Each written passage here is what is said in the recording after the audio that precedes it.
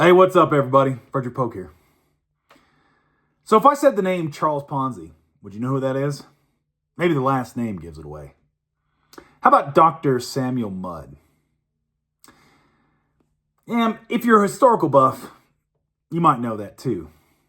But if I asked you what a Ponzi scheme was, well, you'd probably know that, especially if you're familiar with Bernie Madoff. Or how about if I said your name is Mudd? Well, you probably know that too. And that's because infamy, well, it has a way of outlasting the man that created that infamy.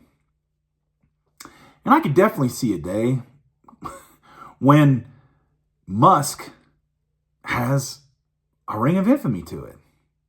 Like, this deal is musky. Or, that's a musky move you're trying to pull there.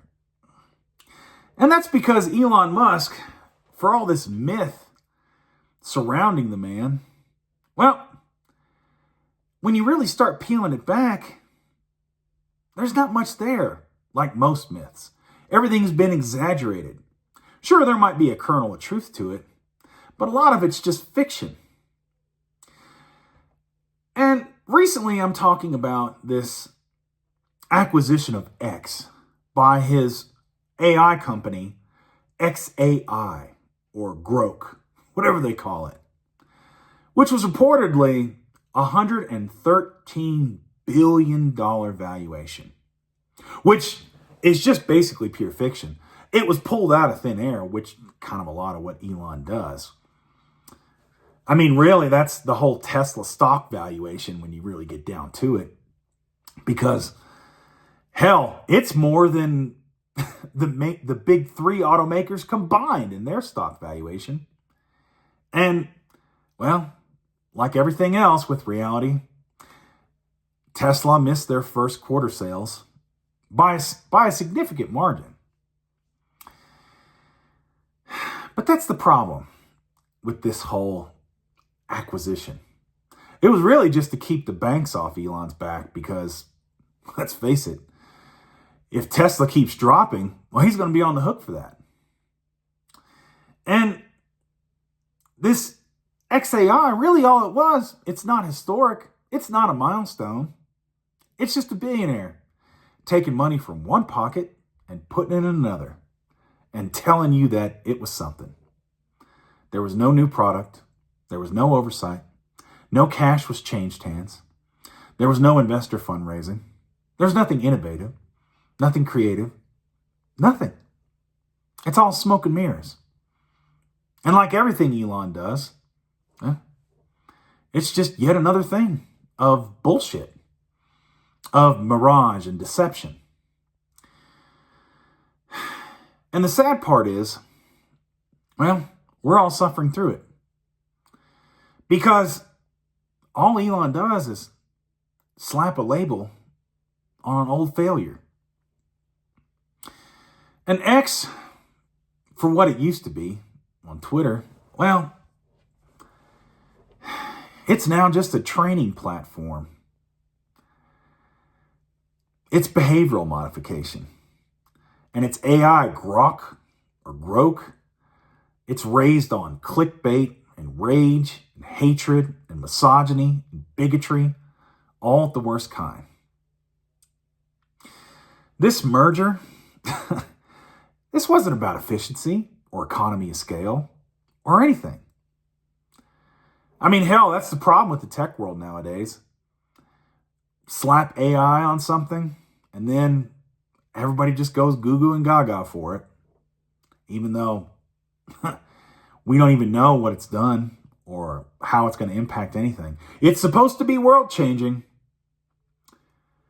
but it doesn't seem like it's changing it for the better. But there is something we can count on, because when this all starts to break and when it all starts tumbling down, oh, Elon's pet little AI, Grok, will be there, peddling conspiracy theories, blaming Democrats, blaming women, blaming people of color, blaming everybody but himself. Let's be clear about one thing. This isn't capitalism. This isn't good business. This isn't even good oligarchy. All this is cosplay for a post-truth era. And if you really think about it, that's Trump. That's Elon. That's all this alpha male BS and all this innovation and all this just garbage. It's like a Cybertruck that really looks like some kind of inspiration from a 4-year-old on a stainless steel kitchen appliance. But when you really get down to it, the side panels are just held on by glue and can't even take it out in the rain without it rusting. And that's what happens with this so-called innovation, which is just fiction. Investors get folded into it. Workers get hurt. And we end up getting products that are just worse. It's what they call in-shittification. Things just keep getting shittier and shittier and shittier. That's because Elon doesn't really build things. He doesn't build social media platforms. He doesn't build consensus even. He builds myths. And he amplifies those stories, just like Trump, so loud that we stop asking where the money went. We don't even have time to look and care who got hurt. And it just feels like it's so familiar because we've experienced it over and over and over. It's the same playbook. It's the same thing. But they keep calling it progress. They keep calling it the future, even though these ideas of oppression and accumulating wealth at the top and greed, shoot, man, they're tales as old as time. And the problem is, it's a story that we already know. It's one we've already heard. It's one we've already lived in. But yet, there's a lot of people that keep thinking, this time, the ending's going to be different. Maybe it's time we stop listening to these stories. Maybe it's time we change the ending.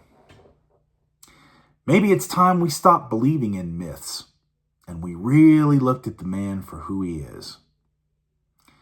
And that we took these false gods and this idolatry and we knocked down those statues and we pulled those gods off their perch back down to earth with the rest of us and take a good long look for who they really are and go from there.